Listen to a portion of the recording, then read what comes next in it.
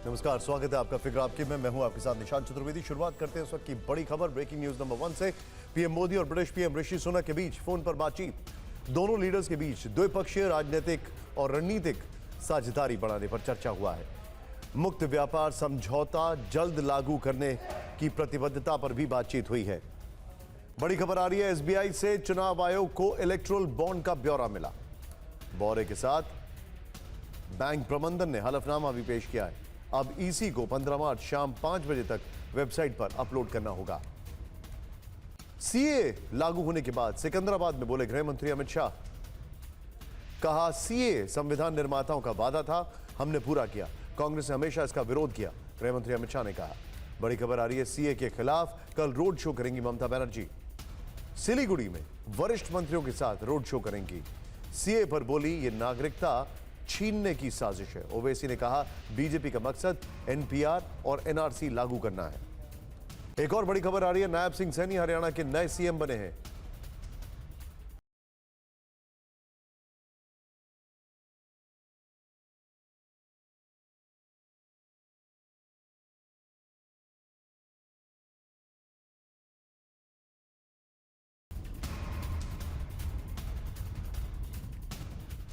BJP और JJP के बीच चुनाव से पहले गठबंधन टूटा।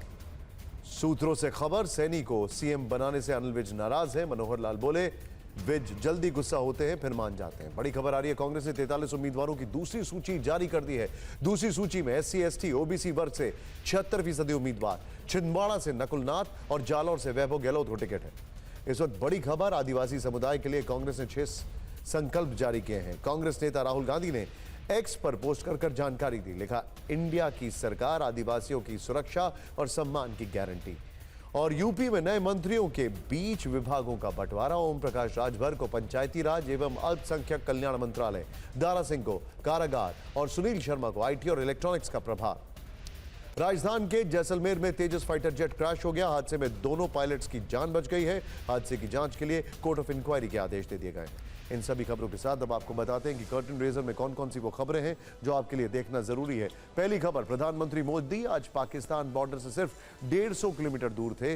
वहां उन्होंने भारत की शक्ति देखी तो पाकिस्तान में खलबली क्यों मच गई। दूसरी खबर, अग्नि 5 मिसाइल ने उड़ान भरी तो बीजिंग ने समंदर से नजर बनाई। क्या चीन को भारत की अग्नि में जल जाने का डर है। तीसरी खबर जो हमारे पास है वो ये है कि हरियाणा में अब मनोहर सरकार नहीं सैनी सरकार। 24 घंटे में ऐसा क्या हुआ जो बीजेपी और जेजेपी गठबंधन टूट गया। चौथी खबर, बंगाल केरल सीएम दावा कर रहे हैं कि वो सीए लागू नहीं होने देंगे, लेकिन क्या उन्हें ऐसा करने का संवैधानिक अधिकार है। पांचवी खबर, कांग्रेस की दूसरी लिस्ट आई, कई दिग्गजों ने किनारा क्यों किया, बेटों को चुनावी मैदान में क्यों उतारा। फिक्र आपकी में पहली खबर, पोखरण में भारतीय सेना के स्वदेशी पराक्रम की। रक्षा क्षेत्र में आत्मनिर्भर वाली भारतीय शक्ति की हम बात कर रहे हैं। आज पीएम मोदी एशिया की सबसे बड़ी फील्ड फायरिंग रेंज पोखरण में मौजूद थे। प्रधानमंत्री के दौरे से 150 किलोमीटर दूर पाकिस्तान कैसे परेशान था, पहले उसका एक दृश्य देख लीजिए।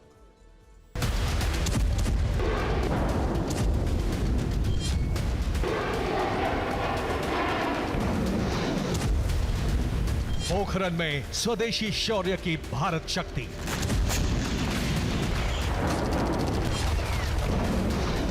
आत्मनिर्भर भारत वाली ताकत की झलक। स्वदेशी हथियार और तीनों सेनाओं का शौर्य। भारत में बने हथियारों का दुनिया ने देखा दम।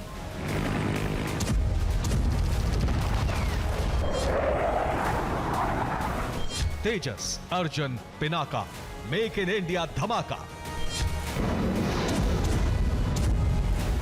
एलओसी के पास पीएम, पाकिस्तान की बढ़ी टेंशन। पाक बॉर्डर पर गरजे विमान, दुश्मन परेशान। पिछले 5 दिनों के भीतर भारत ने पाकिस्तान और चीन अपने दोनों दुश्मनों को अलग अलग तरीके से एक कड़ा संदेश दे दिया है। आज पीएम मोदी ने पोखरण से पाकिस्तान को आत्मनिर्भर भारत की ताकत का दम दिखाया। सीधा संकेत दिया कि सीमा पर साजिश अब बर्दाश्त नहीं होगी। 10 मार्च को पीएम मोदी अरुणाचल के दौरे पर थे। ये एलएसी से चीन को प्रधानमंत्री मोदी का एक कूटनीतिक संदेश था। इसके साथ ही 11 मार्च को भारत ने MIRV तकनीक से लैस अग्नि 5 का सफल परीक्षण किया। चीन और पाकिस्तान दोनों को भारत की सामरिक शक्ति का संदेश दिया। वहीं 8 मार्च को विदेश मंत्री एस जयशंकर ने टोक्यो से चीन को दो टूक कह दिया कि चीन ने भारत के साथ लिखित समझौते का पालन नहीं किया। चीन पाकिस्तान के साथ आज दुनिया ने पोखरण में आत्मनिर्भर भारत की रक्षा शक्ति देखी। दुश्मन पाकिस्तान तब कांप उठा जब LOC पर स्वदेशी लड़ाकू विमान तेजस आसमान में गरज रहे थे। LOC के पास पोखरण फील्ड फायरिंग रेंज में तीनों सेनाओं ने युद्धाभ्यास किया। भारत की शक्ति के एक्सरसाइज में स्वदेशी हथियारों की ताकत दिखाई दी। प्रधानमंत्री मोदी तीनों सेनाओं का शौर्य देखने के लिए फायरिंग रेंज में खुद मौजूद थे। सेना का दमखम देखने के बाद उन्होंने कहा कि यह नए भारत की अद्भुत शक्ति।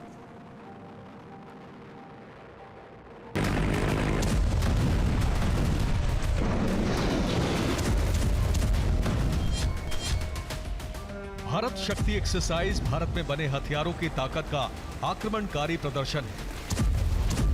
पीएम मोदी के विजन में मेक इन इंडिया के तहत कैसे भारत की रक्षा शक्ति मजबूत हो रही है, पोखरण में दुनिया इसका दम देख रही है।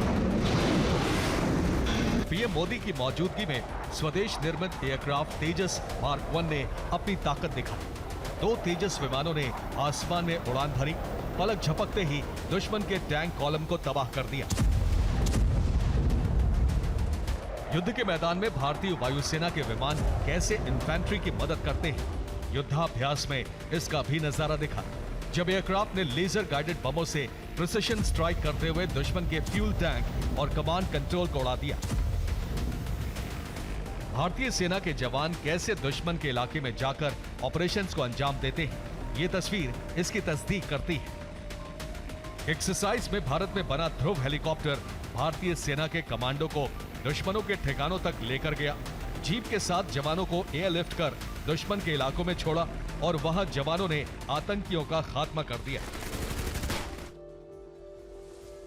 इस युद्धाभ्यास की खासियत इसमें शामिल भारतीय हथियार है, चाहे वो लाइट कॉम्बैट एयरक्राफ्ट तेजस हो, पिनाका रॉकेट लॉन्चर सिस्टम हो या फिर नाग मिसाइल। ये सब मेक इन इंडिया मिशन के तहत भारत में ही बनाए गए। भारत शक्ति देखकर पीएम मोदी ने कहा कि पोखरण स्वदेशीकरण से सशक्तिकरण का साक्षी बन रहा है।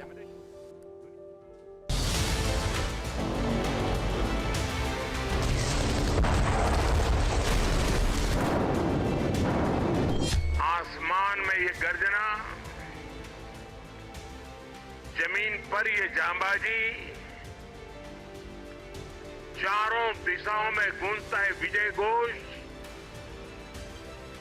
ये नए भारत का आह्वान है।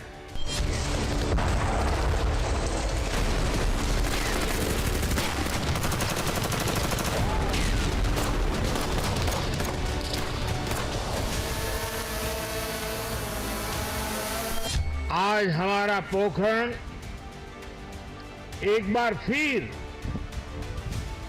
भारत की आत्मनिर्भरता, भारत का आत्मविश्वास और भारत का आत्मगौरव, इस त्रिवेणी का साक्षी बना है।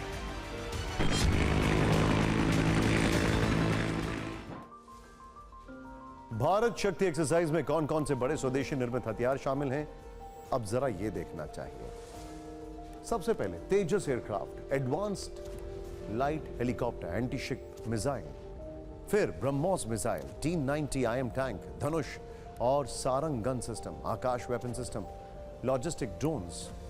इसके अलावा युद्धाभ्यास में भारत में बने और भी कई हथियार प्रदर्शित किए गए।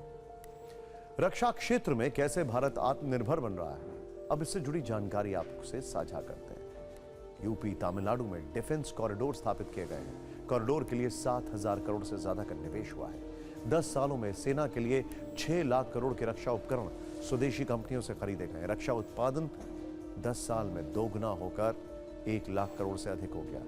2014 के मुकाबले डिफेंस एक्सपोर्ट 8 गुना से ज्यादा बढ़ा। 2023 में रक्षा से जुड़े 98% सौदे स्वदेशी कंपनियों को दिए गए।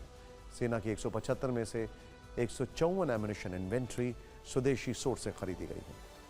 सोचिए, एक वो दौर था जब बकायदा डिफेंस बजट में एलोकेशन होता था और डिफेंस डिपार्टमेंट को क्वार्टरली कुछ पैसा वापस करना होता था, उसका भी एक टारगेट सेट होता था। और अब प्रॉपर यूटिलाइजेशन किया जा रहा है, बल्कि एडवांस टेक्नोलॉजी की मदद ली जा रही है और आत्मनिर्भर बना जा रहा है। प्रधानमंत्री मोदी का दमदार नेतृत्व ऐसा है कि उससे चीन और पाकिस्तान दोनों परेशान हैं। उन्होंने आज पोखरण पहुंचकर पाकिस्तान की धड़कनें बढ़ा दी। तो एक दिन पहले मिशन दिव्यास्त्र की सफलता से चीन की बेचैनी बढ़ाई थी। दिव्यास्त्र यानी भारत की सबसे एडवांस, सबसे घातक अग्नि 5 मिसाइल, जिसकी जद में पूरा चीन है। और इसी डर से चीन अग्नि 5 के परीक्षण पर 500 किलोमीटर दूर से नजर रख रहा था।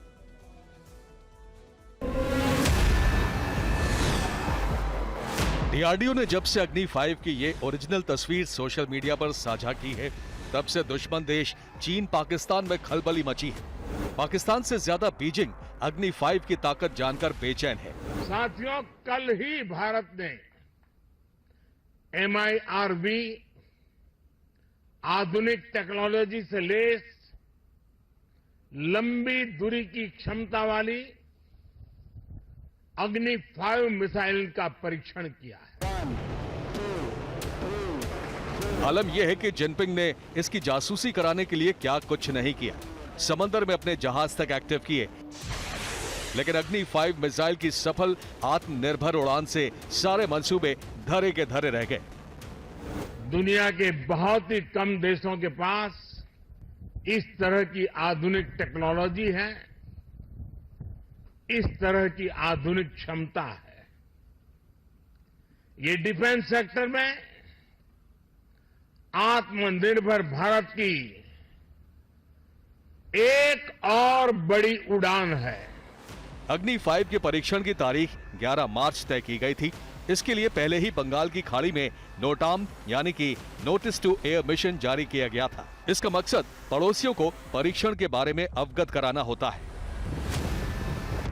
लेकिन कहा जा रहा है कि चीन का जासूसी जहाज शियांग यांग हांग 1 अग्नि 5 के परीक्षण पर नजर रखने के लिए चीन के किंगदाओ से 23 फरवरी को ही बंगाल की खाड़ी के लिए रवाना हो चुका था। खबर है कि चीन का यह जासूसी जहाज 10 मार्च को ही विशाखापट्टनम के तट से सिर्फ 480 किलोमीटर की दूरी पर अंतरराष्ट्रीय समुद्री सीमा में पहुंच गया था। और यह काम करने वाला चीन का यह इकलौता जहाज भी नहीं था। हिंद महासागर में इस वक्त भी चीन के 2 जासूसी जहाज मौजूद हैं। मालदीव में पहले से चीन का एक और जहाज तैनात है, लेकिन चीन को इससे हासिल क्या हुआ, ये भी सुनिए। ड्रैगन को इतनी चालबाजी दिखाने के बाद भी सिर्फ निराशा मिली। वो अग्नि 5 का सफल परीक्षण देखता रहा और MIRV तकनीक से लैस हिंदुस्तान का नया डर बीजिंग को मुफ्त में मिला। हम आपको बिग वॉल पर मैप के जरिए दिखाते हैं 10 मार्च को समंदर में चीन के 2 जहाजों की पोजीशन कहां पर थी। यहां पर अब्दुल कलाम आइसलैंड है। अब ध्यान से देखिएगा आप, ये जो फैक्ट्स हैं आपको दिखाना जरूरी है। ये भारत की मिसाइल टेस्ट साइट है। ये देखिए अब आप, 10 मार्च चीन का जहाज शियांग यांग हांग 1 ये यहां पर मौजूद था। अब्दुल कलाम द्वीप मिसाइल साइट, नोटाम हमारा इशू हो चुका था। विशाखापट्टनम से दूरी इसकी करीब 480 किलोमीटर है। अब 11 मार्च को यहीं से अग्नि 5 का टेस्ट हुआ। 10 मार्च को बंगाल की खाड़ी में चीन का जहाज शियांग यांग हांग 01 वो आपको दिखाई दिया है, ठीक उसी जगह नजर आया था। विशाखापट्टनम के तट से चीन की इस जहाज की दूरी करीब 480 किलोमीटर थी। इसी दिन हिंद महासागर में ठीक यहां पर चीन का दूसरा शियांग यांग हांग 3 यहां पर आपको दिखाई दे रहा है। ये देखिए यहां पर मालदीव के नजदीक, क्योंकि मालदीव से अब एक सपोर्ट मिल रहा है। ये मालदीव के सर्वे एरिया से अग्नि 5 के परीक्षण पर नजर रखे हुए। वैसे ये पहली बार नहीं है जब चीन ने ऐसी हरकत की हो।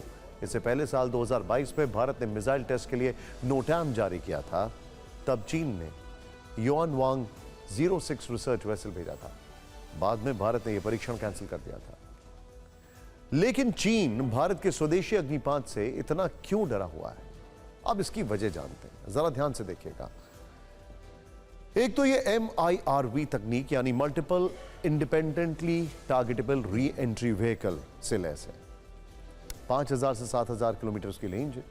दुश्मनों के कई ठिकानों को एक साथ टारगेट करने की क्षमता है, यानी कि एक एक मिसाइल से कई पेलोड जा सकते हैं, यानी लगभग पूरा एशिया इसकी जद में, और यूरोप के भी कुछ हिस्से इसके रेडार पर हैं। इतना ही नहीं, अफ्रीका के भी।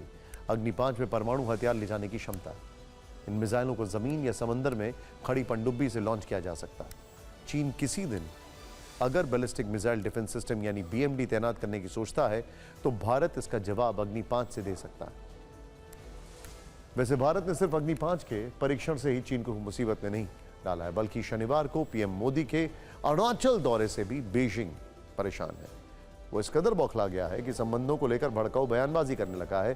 भारत ने इस गुस्ताखी पर चीन को करारा जवाब दिया।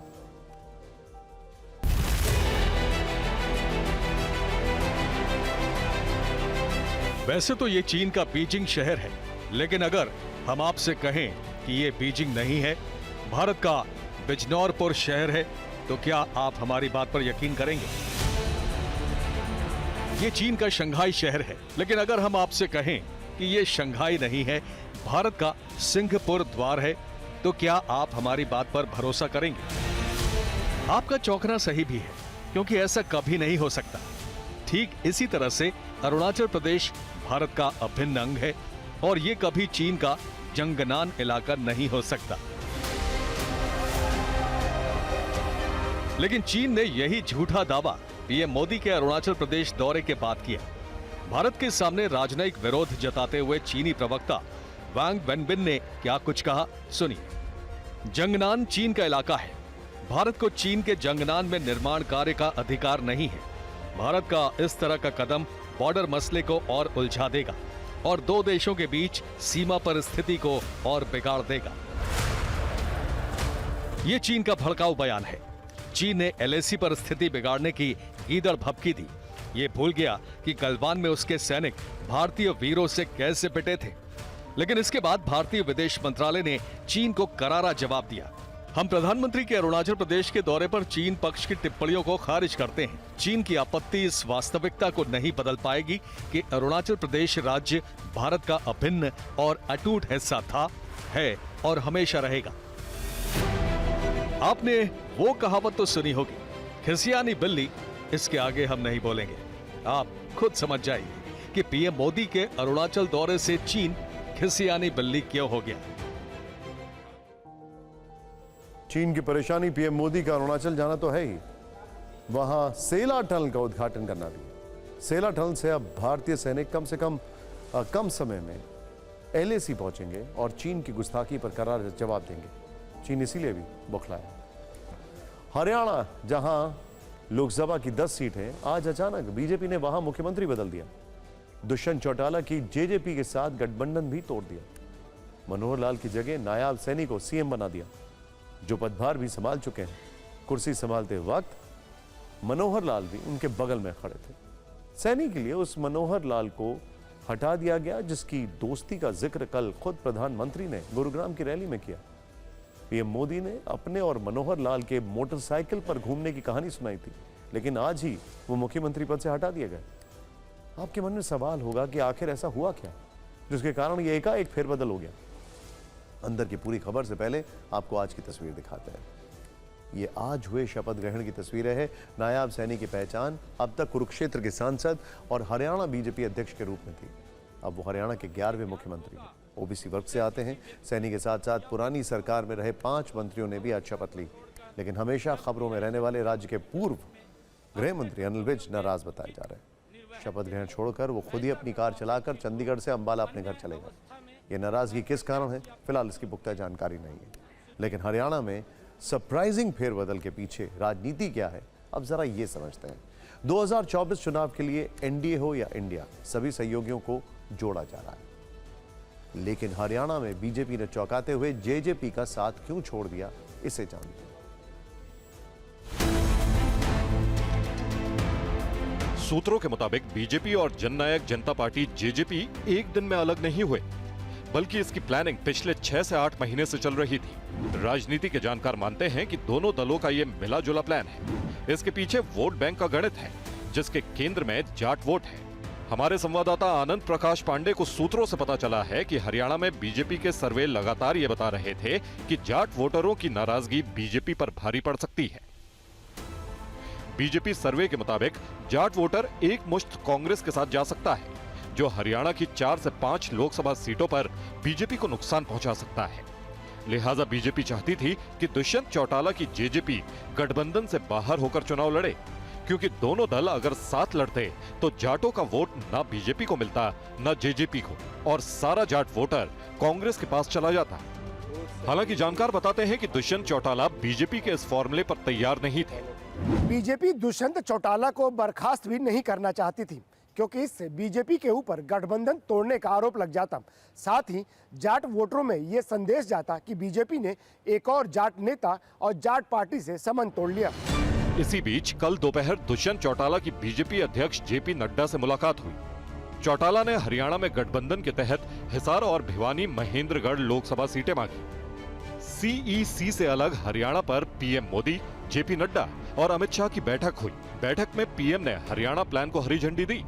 इसमें तय हुआ कि हरियाणा की पूरी कैबिनेट का सामूहिक इस्तीफा होगा, नया गैर जाट सीएम बनेगा और नई सरकार में जेजेपी नहीं होगी। हालांकि गठबंधन टूटने के सवालों पर मनोहर लाल सीट शेयरिंग वाली दलील दे रहे हैं। जो जेजेपी के लोगों ने लोकसभा की सीटों के बारे में जो डिमांड की थी, चूंकि भारतीय जनता पार्टी की पहले से 10 की 10 सीटें भारतीय जनता पार्टी के चुनाव चिन्ह पर लड़कर के हमने नरेंद्र मोदी जी के झोले में दी हुई है और वही हमारा अगला मंसूबा है। जानकारों के मुताबिक इस प्रयोग के बाद मुकाबला त्रिकोणीय होगा। बीजेपी को इसका फायदा मिलेगा। संभावना यह भी है कि चुनाव के बाद दोनों दल एक बार फिर साथ आ जाएं। हरियाणा में जाट वोटर्स की पसंद जेजेपी भी है और कांग्रेस में। ऐसे में जेजेपी जब बीजेपी से अलग हो गई तो वो जाट वोटर्स को अपने पास लाएगी। इससे कांग्रेस के वोट बैंक में सेंध लगेगी और कांग्रेस कमजोर होगी। हालांकि बीजेपी के लिए प्रयोग नया नहीं है। इससे पहले गुजरात, उत्तराखंड में भी पार्टी ने चेहरा बदला और चुनावों में जीत हासिल की। बीजेपी का आकलन है कि सीएम बदलने का फायदा लोकसभा चुनाव में होगा। अब आपके मन में सवाल होगा कि मनोहर लाल की सीएम पद से विदाई के बाद उनकी नई भूमिका क्या होगी। अमोद राय हमारे सहयोगी, उनको बीजेपी सूत्रों से पता चला है कि मनोहर लाल को करनाल से लोकसभा चुनाव लड़ाया जा सकता है। संजय भाटिया की जगह उन्हें टिकट दिए जाने की संभावना है। एक और कयास यह है कि लोकसभा चुनाव के बाद मनोहर लाल को संगठन या सरकार में कोई बड़ी जिम्मेदारी दी जा सकती है। जब हम मनोहर लाल के लिए नई भूमिका का जिक्र कर रहे हैं, इस दौरान आपको 24 घंटे पहले दिए पीएम का वो बयान सुनाना जरूरी है जिसमें उन्होंने उनके साथ अपनी करीबी का जिक्र किया था। मनोहर लाल जी और मैं बहुत पुराने साथी हैं। दरी पर सोने का जमाना था, तब भी साथ काम करते थे। और मनोहर लाल जी के पास एक मोटरसाइकिल रहती थी, तो वो मोटरसाइकिल चलाते थे, मैं पीछे बैठता था, रोहतक से निकलता था और गुरुग्राम आकर के रुकता था। ये हमारा लगातार हरियाणा का भ्रमण मोटरसाइकिल पे हुआ करता था। जिस वक्त चंडीगढ़ में नई सरकार का शपथ ग्रहण चल रहा था, तब अनिल विज नाराज होकर अपने अंबाला वाले घर पहुंच गए। अपने शहर में गोलगप्पे खा रहे थे। आज दोपहर वो विधायक दल की बैठक से नाराज होकर अचानक अपनी प्राइवेट गाड़ी से निकले, फिर अंबाला में अपने घर पहुंचे। अपने समर्थकों के साथ वो बाजार में निकले। नई सरकार के शपथ ग्रहण से बेफिक्र अनिल विज ने सबके साथ मिलकर गोलगप्पे खाए। इस दौरान मीडिया के सवालों को भी उन्होंने जवाब नहीं दिया। आज की ये दूसरी तस्वीर देखिए, ये भी अंबाला में अनिल विज के घर की है। चंडीगढ़ से नाराज होकर जब वो अपने घर आए तो सोफे पर बैठकर बच्चों के साथ खेलते दिखाई दिए। अनिल विज को डिप्टी सीएम बनाए जाने की चर्चा थी, लेकिन शायद उनकी नजर मुख्यमंत्री की कुर्सी पर थी। सरकार में रहते हुए अक्सर अपने ही सीएम मनोहर लाल से उनके विवाद की खबरें आती रही। 2019 में उन्हें उम्मीद थी कि वो सीएम बनेंगे, लेकिन ऐसा नहीं हुआ और आज भी वो चूक गए। एक स्वभाव है, थोड़ा नाराज जल्दी होते हैं, लेकिन नाराज होने के बाद बहुत जल्दी ठीक भी होते हैं। कई मौके ऐसे आए हैं जब किसी न किसी बात को लेकर के उनको नाराजगी जाहिर की है। एक स्वभाव है, थोड़ा नाराज जल्दी होते हैं, लेकिन नाराज होने के बाद बहुत जल्दी ठीक भी होते हैं। कई मौके ऐसे आए हैं जब किसी न किसी बात को लेकर के उनको नाराजगी जाहिर की है। हरियाणा में गैर जाट 80% और जाट 20% है। सूत्रों से जानकारी मिली है कि बीजेपी की रणनीति इसे लेकर साफ है। वो गैर जाट की राजनीति करेगी। अपनी स्ट्रैटेजी के दम पर पार्टी को लगता है कि वो 10 की 10 लोकसभा सीटें जीत सकती है। यह ऐसा होगा कि जेजेपी के अलग लड़ने से जाट वोट बढ़ जाएगा और गैर जाट वोट बीजेपी को एक मुश्त मिल सकता है। इस वक्त देश में लिया जा रहा हर राजनीतिक फैसला लोकसभा चुनाव की नजर से देखा जा रहा है, वो चाहे हरियाणा हो या फिर सीए। कल सीए देश भर में लागू हुआ और आज इस पर बीजेपी और विपक्ष में राजनीतिक युद्ध शुरू हो गया। बीजेपी इसे जरूरी फैसला बता रही है तो विपक्षी दल एक समुदाय के लिए खतरा बता रहे हैं। सीए पर हो रही राजनीति दिखाएं उससे पहले आज के 2 बड़े डेवलपमेंट। गृह मंत्रालय ने सीए के तहत भारतीय नागरिकता के लिए वेब पोर्टल लॉन्च कर दिया। इस पोर्टल से पाकिस्तान, अफगानिस्तान और बांग्लादेश से आए गैर मुस्लिम शरणार्थी नागरिकता के लिए आवेदन कर सकते हैं। सीए कल शाम लागू हुआ और आज इंडियन यूनियन मुस्लिम लीग इसके खिलाफ सुप्रीम कोर्ट पहुंच गई। आईयूएमएल ने सीए पर रोक लगाने की मांग की है। सीए पर मोदी सरकार का रुख बिल्कुल साफ है। सरकार कह रही है कि सीए नागरिकता देने का कानून है, नागरिकता छीनने का कानून है। सरकार यह भी कह रही है कि सीए से मुस्लिम समुदाय को घबराने की कोई जरूरत नहीं। इसके बाद भी राजनीति हो रही है। पश्चिम बंगाल की मुख्यमंत्री ममता बनर्जी कह रही हैं सीए नागरिकों को के अधिकार छीनने का खेल है। एआईएमआईएम प्रमुख असदुद्दीन ओवैसी ने कहा कि सीए विभाजनकारी है, इसका मकसद मुसलमानों को टारगेट करना है। जम्मू कश्मीर के पूर्व सीएम महबूबा मुफ्ती ने लिखा कि हमारे लोगों के बीच एक और विभाजन के लिए सीए लागू किया गया है। नेशनल कॉन्फ्रेंस के नेता उमर अब्दुल्ला ने कहा कि सीए में मुसलमानों को चुनकर निशाना बनाया गया है। असम की एआईयूडीएफ पार्टी ने कहा कि सीए असम की भाषा संस्कृति खत्म करने का प्रयास है। कांग्रेस नेता शशि थरूर का कहना है कि अगर इंडिया की सरकार बनी तो सीए रद्द करेंगे। सीए पर आज केंद्रीय गृह मंत्री अमित शाह भी बोले। तेलंगाना में कांग्रेस पर तीखे हमले किए। कहा तुष्टीकरण की वजह से कांग्रेस ने सीए लागू करने को लेकर संविधान निर्माताओं की बात नहीं मानी।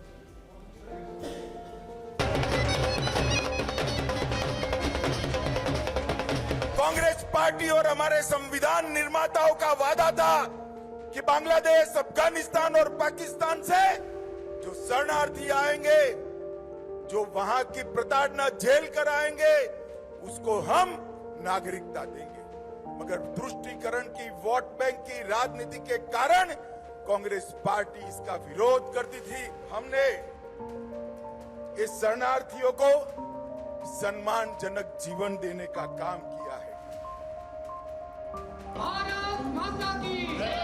এনআরসির সাথে কানেক্টেড মনে রাখবেন, আপনাদের ডিটেনশন ক্যাম্পে নিয়ে চলে যাওয়া হবে।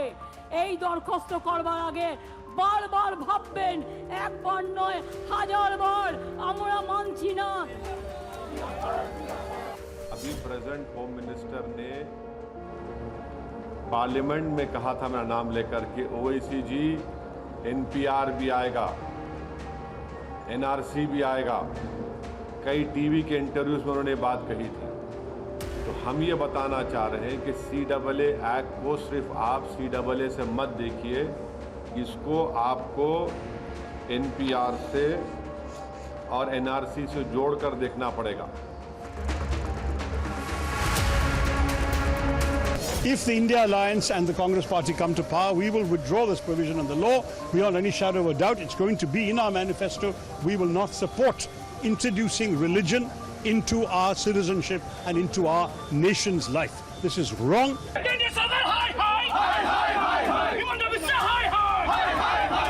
आपको कोई अधिकार नहीं जाएगा, सब रहेगा। वो झूठा है, वो जुमला है। सीए ही लागू करना था तो तमिल हिंदुओं ने क्या बिगाड़ा था आपका? उस पर क्यों चुप्पी? तो डॉग व्हिसिल पॉलिटिक्स से हिंदुस्तान के लोकतंत्र के मर्म को आप खत्म करना चाहते हैं। आपके पास कुछ नहीं है बताने को। सीए का सबसे तीखा विरोध पश्चिम बंगाल, केरल और तमिलनाडु की सरकारें कर रही हैं। ममता बनर्जी लगातार कह रही हैं कि वो बंगाल में सीए लागू नहीं होने देंगी। यही बात केरल के मुख्यमंत्री पिनरई विजयन भी कह चुके हैं। तमिलनाडु के मुख्यमंत्री एमके स्टालिन ने भी कह दिया है कि वो राज्य में ये कानून लागू नहीं करेंगे। सवाल यह है कि क्या पश्चिम बंगाल या केरल की सरकार सीए को लागू होने से रोक सकती है? क्या भारत के किसी भी राज्य को सीए लागू होने से रोकने का अधिकार है? और इसी से जुड़ा तीसरा सवाल है कि संविधान में नागरिकता को लेकर क्या प्रावधान किए गए हैं? टीवी 9 भारतवर्ष ने यह सवाल इलाहाबाद हाईकोर्ट के पूर्व जज शशि चंद्रा और संविधान के जानकार अनुपम मिश्रा से पूछे। उन्होंने क्या कहा, आपको खुद उनकी जुबानी सुनना चाहिए। सिटीजनशिप अमेंडमेंट एक्ट 2019 ये पार्लियामेंट ने पास किया है और रूल भी सेंट्रल गवर्नमेंट ने उसके अंदर बनाए हैं, इसलिए स्टेट गवर्नमेंट का इसमें कोई हस्तक्षेप नहीं है, कुछ नहीं है। हमारे यहाँ सबसे बड़ा जो है संविधान है और पार्ट 2 ऑफ द संविधान के अंदर उसके अंदर कहा गया आर्टिकल 5 और से लेकर के 9 तक जो है वो इसको डील करते हैं सिटीजनशिप एक्ट को। और उसके अंदर उन्होंने कहा कि हमारे यहाँ केवल वन डोमिसाइल होगा, स्टेट का कोई डोमिसाइल नहीं होगा और उसके बाद जो है वो भारत सरकार का ही डोमिसाइल होगा जिनको सिटीजनशिप दी जा सकती है या दी जाएगी। और ये जो है इशू जो है सुप्रीम कोर्ट ने भी अपहेल्ड कर दिया था। डॉक्टर प्रदीप जैन का 1984 के अंदर ये इस इशू को डील कर रही है कि there will be only single domicile. स्पष्ट रूप से ये जो विषय है वो अनुसूची 7वीं अनुसूची 7 शेड्यूल में आता है, जिसमें स्टेट, यूनियन और कॉन्करेंट लिस्ट है। ये जो अधिकार का मैटर है, ये सिटीजनशिप का जो मैटर है वो यूनियन लिस्ट में आता है। और ये बीइंग ए सेंट्रल एक्ट, ये सेंट्रल एक्ट है, इसलिए इसको लागू करने का अधिकार सेंट्रल गवर्नमेंट को है और ये पूरे देश में लागू कर सकती है। जहाँ तक राज्य सरकार की बातों का सवाल है, वो इसको लागू करने से मना नहीं कर सकते। हाँ, कुछ अड़चने जरूर पैदा कर सकते हैं। विपक्षी दलों के नेता सीए का विरोध कर रहे हैं, लेकिन इसके लागू होने से पाकिस्तान, बांग्लादेश और अफगानिस्तान से प्रताड़ित होकर भारत आए शरणार्थी खुश हैं। देश के अलग अलग हिस्सों में आज इन शरणार्थियों ने जश्न मनाया, एक दूसरे को मिठाई खिलाई।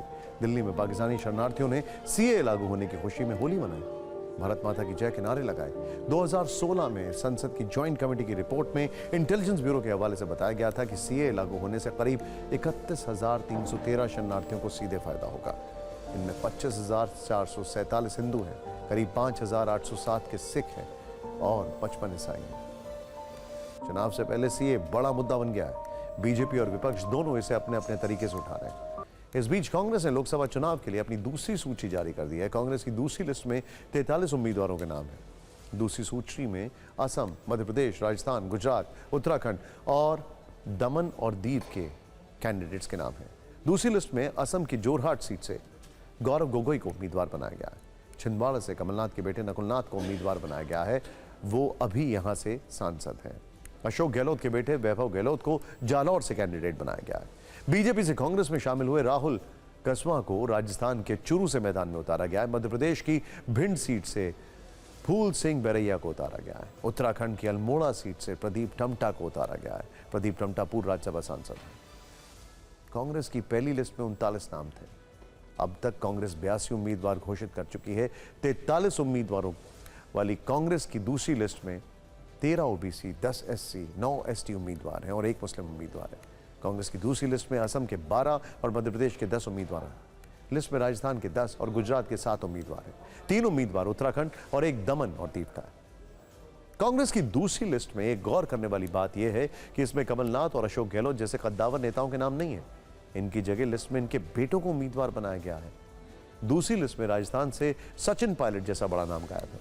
मध्य प्रदेश में दिग्विजय सिंह और उत्तराखंड के पूर्व सीएम हरीश रावत का नाम लिस्ट में नहीं है। इसीलिए चर्चा हो रही है कि क्या कांग्रेस के बड़े नेता चुनाव लड़ने से बच रहे हैं। अगर ऐसा है तो इसकी क्या वजह हो सकती है। टीवी 9 भारतवर्ष संवाददाता कुमार विक्रांत ने इसे लेकर एक्सक्लूसिव जानकारी दी है।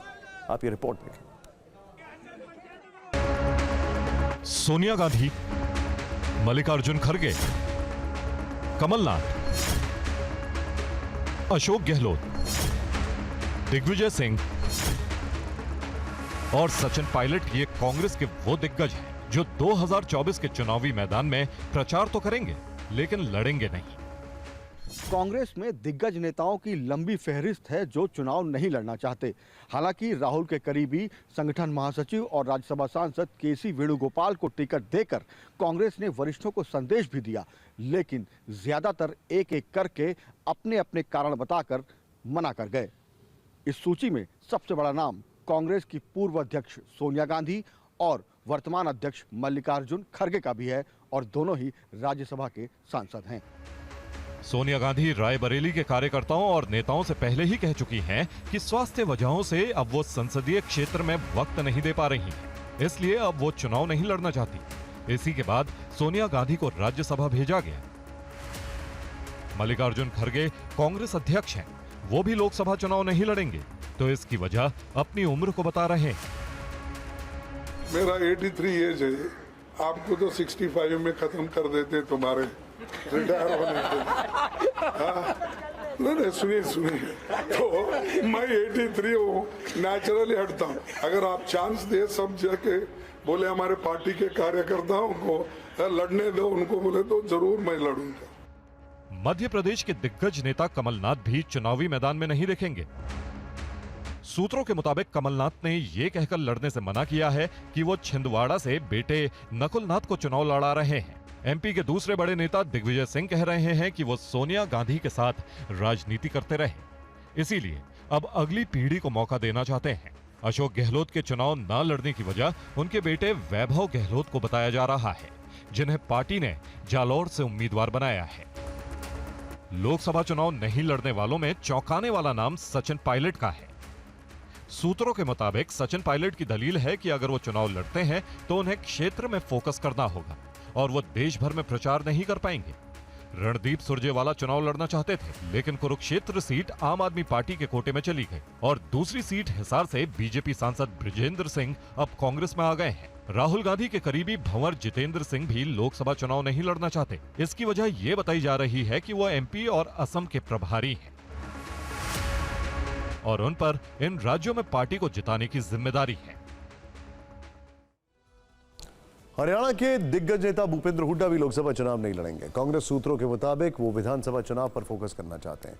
उत्तराखंड के पूर्व सीएम हरीश रावत भी इस बार चुनाव नहीं लड़ना चाहते हैं। वजह बताई जा रही है कि उनकी तबीयत ठीक नहीं है।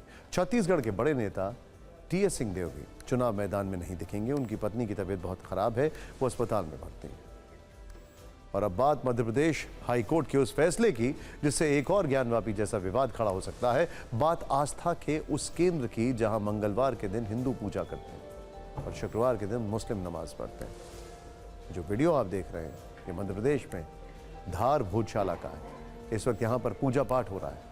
यह आज का ही वीडियो है क्योंकि आज मंगलवार है और मंगलवार के दिन हिंदू पक्ष को पूजा की इजाजत है। धार भोजशाला का यह विवाद ठीक वैसा ही है जिसके बारे में जानकर आपको अयोध्या, काशी और मथुरा की याद आ जाएगी। दरअसल मध्य प्रदेश हाईकोर्ट की इंदौर बेंच ने ज्ञानवापी की तर्ज पर धार भोजशाला का सर्वे कराने का आदेश दिया है। एक दिन पहले ही कोर्ट ने आर्कियोलॉजिकल सर्वे ऑफ इंडिया को 5 एक्सपर्ट की टीम बनाने को कहा है। इस टीम को 6 हफ्ते में कोर्ट को रिपोर्ट सौंपनी होगी। धार भोजशाला को अयोध्या, काशी और मथुरा से क्यों जोड़ा जा रहा है, समझने की कोशिश करते हैं। पहले अयोध्या में काफी विवाद हुआ, फिर कोर्ट के फैसले के बाद भव्य राम मंदिर बन गया। वहीं काशी में ज्ञानवापी को लेकर विवाद बढ़ा। कोर्ट के आदेश के बाद ज्ञानवापी के व्यास जी तहखाने में हिंदू पक्ष को पूजा की इजाजत मिल गई और अब धार भोजशाला में कोर्ट ने सर्वे कराने का आदेश दिया है। एएसआई की सर्वे से साफ हो जाएगा कि आखिर धार भोजशाला का सच क्या है। पहले धार भोजशाला पर यह रिपोर्ट देखिए, फिर आपको बताएंगे कि आखिर इस पर हिंदू पक्ष और मुस्लिम पक्ष के दावे क्या हैं।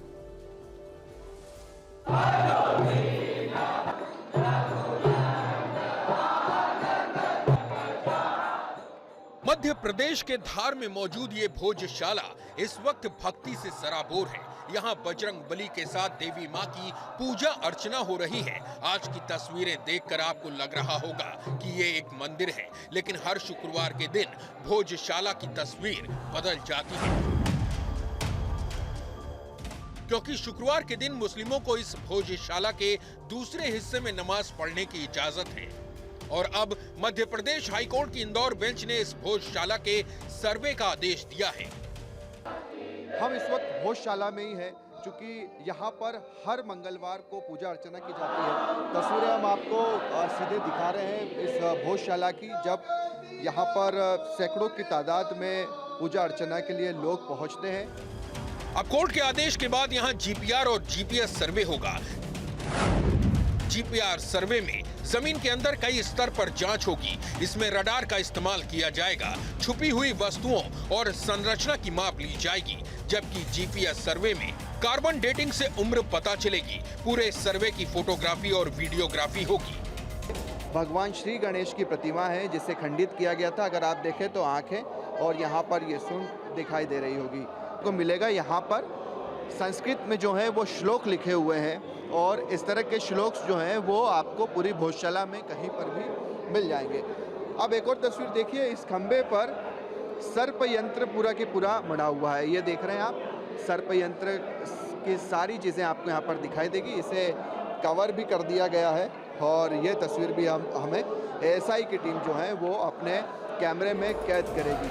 धार भोजशाला को लेकर कोर्ट के फैसले के बाद यहाँ पूजा करने पहुंचे भक्त बेहद खुश हैं। का मंदिर है और यहाँ पे हिंदू धर्म कब से पूजा पाठ करा है, राजा भोज के जमाने से ये मंदिर बना हुआ है। यहाँ ये मंदिर न केवल विद्या का केंद्र था बल्कि माँ देवी का एकमात्र ऐसा मंदिर है जो यहाँ धार में विराजित है। हाई कोर्ट दे या सुप्रीम कोर्ट दे, जो वास्तविक है सत्य को मिटा नहीं सकते हैं। तो जो यहाँ पे है भोजशाला में सरस्वती मूर्ति और जो पुरातत्व विभाग वाले यहाँ से जो मूर्तियाँ लेके संग्रहालय में जब ये फ्लोरिंग चेंज हुई थी, फ्लोरिंग की ड्रेसिंग वगैरह, उस मूर्तियों को वापस यहाँ स्थापित करें। हिंदू पक्ष को कोर्ट के फैसले से राहत मिली है। अब मामले की सुनवाई 29 अप्रैल को होगी। इससे पहले सर्वे रिपोर्ट कोर्ट में पेश करनी होगी। धार भोजशाला पर कोर्ट के फैसले के बाद लोग इसे नया ज्ञानवापी कह रहे हैं। जिस तरह ज्ञानवापी में हिंदू और मुस्लिम पक्ष के अपने अपने दावे थे, ठीक उसी तरह धार भोजशाला को लेकर भी उनके अपने तर्क हैं। भोजशाला को हिंदू पक्ष के लोग मां सरस्वती का मंदिर बताते हैं, लेकिन मुस्लिम पक्ष के मुताबिक ये कमाल मौलाना मस्जिद है। हिंदू पक्ष की ओर से कोर्ट में तर्क दिया गया है कि धार भोजशाला हिंदुओं का उपासना स्थल है, जबकि मुस्लिम पक्ष का कहना है कि ये मौलाना कमालुद्दीन की मजार है। हिंदू पक्ष का दावा है कि धार भोजशाला में सरस्वती मंदिर को तोड़कर मस्जिद बनाई गई, लेकिन मुस्लिम पक्ष का कहना है कि ये तर्क पूरी तरह से आधारहीन है। लेकिन आखिर में धार भोजशाला का इतिहास क्या है, इसे भी समझ लेते हैं। धार जिले की ऑफिशियल वेबसाइट के मुताबिक इस भोजशाला का निर्माण राजा भोज ने कराया था। राजा भोज परमार वंश के सबसे महान राजा थे। उन्होंने 1034 ईस्वी में एक महाविद्यालय की स्थापना की। यही महाविद्यालय अब भोजशाला के तौर पर प्रचलित है। यहाँ मां सरस्वती का मंदिर भी था। भोजशाला में मां वाग देवी की प्रतिमा स्थापित हुई। 14वीं सदी में भोजशाला पर मुगलों ने आक्रमण कर दिया। दावा है कि मुस्लिम शासक महमूद खिलजी ने इसे महाविद्यालय को न सिर्फ मस्जिद में बदला, बल्कि मंदिर को तोड़कर मौलाना कमालुद्दीन के नाम पर एक मस्जिद भी बनवा दी। अब इस पर जमकर बयानबाजी हो रही है।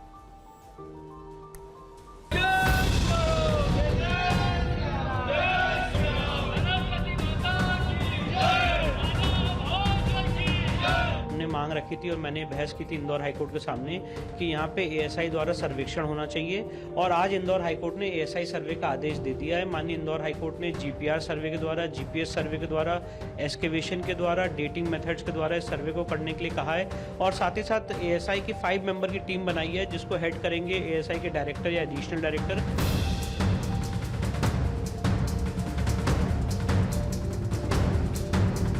जिस प्रकार से हमारे कई मंदिरों को ध्वस्त किया, उसी प्रकार से माँ सरस्वती मंदिर को भी ध्वस्त किया था, परंतु जो हमारे चिन्ह है, जो माँ वाग देवी के मूर्ति है और भाई कई गोमूत्र है, कई चीज़ जो सामने दिख रही है, वो खुदे करेंगे तो और भी कुछ निकलेगा।